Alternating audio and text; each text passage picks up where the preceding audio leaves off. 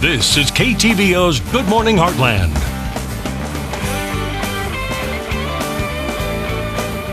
And welcome back. We all know that diamonds are a woman's best friend, but when it comes to picking the perfect one, do you know what to look for? We have Brian Collier from Gardner-Collier Jewelry here this morning to give us a course in Diamonds 101, and we had to bring Scott in because I don't trust myself. Well, I've been drooling for about 10 minutes now. Been paper towel on the face. Ella's been staring. Yeah, so how are you doing, Brian? Good, thanks. Thank you for having me. Thanks for coming back on. So the question is, when men go and look for diamonds, what is the number one question they should ask a jeweler when they're picking out the right size or the right cut? Or I guess we can go through all of that. Yeah, well, you know what? The most common thing men ask is, what does it cost? Yeah. And, of course, then you get to the value point of view. What I brought today really are examples of different diamond cuts: pear shape, round, princess cut, marquise at the top. There are several others, and then I've also brought a yellow, which is called a canary color diamond. Right. I don't know if that's going to show on television. Yeah, and these have become really popular They have. lately. A lot of celebrities have a different colored stone, and now a lot of everyday women are starting to don the different color, and I like it. For engagement rings, the white diamond is still the most popular, but we do the other colors with some regularity. Okay, so let's talk about what are some other questions that we should be asking when we are looking for the right Well, diamond. the 4 C's are what we always talk about, and that's color, clarity, carat, and then the cut of the stone, how well the diamond is cut. And so the carat refers to the size, how big the diamond is. The color, whether it be white or yellow or green or blue, whatever, how intense that color is. The whiter in white diamonds, the better. A color between the white and the yellow is less desirable.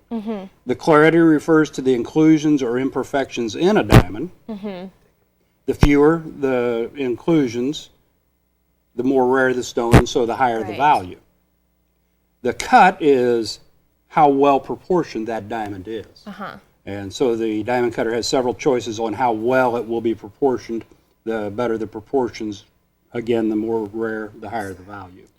Now, I have a question. When a guy comes in, or a lady comes in to pick out a ring, do they start, the first place they start is the shape usually, or is it color, or is it usually price? I'm going to say that it's usually price is where they begin. And white and yellow gold is always a big question. Sure. The shape of the diamond is really important. Men want to be sure they get it right. Sometimes the girl is with them, sometimes not. And so they want to be sure they get that part of it right, too.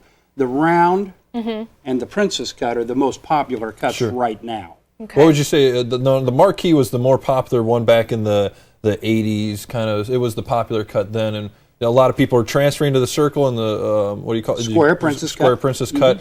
Is that kind of like the, I don't know, like everybody's kind of shopping for something their parents, mom and dad had that ring and I want something different? I think that's a little bit of it, but we're seeing a little bit of a resurgence in that. And then the other one that's become somewhat popular is the oval. I think that's one Ella kind of had an eye on there. Yeah, I think she had an eye on everything, actually. Yes.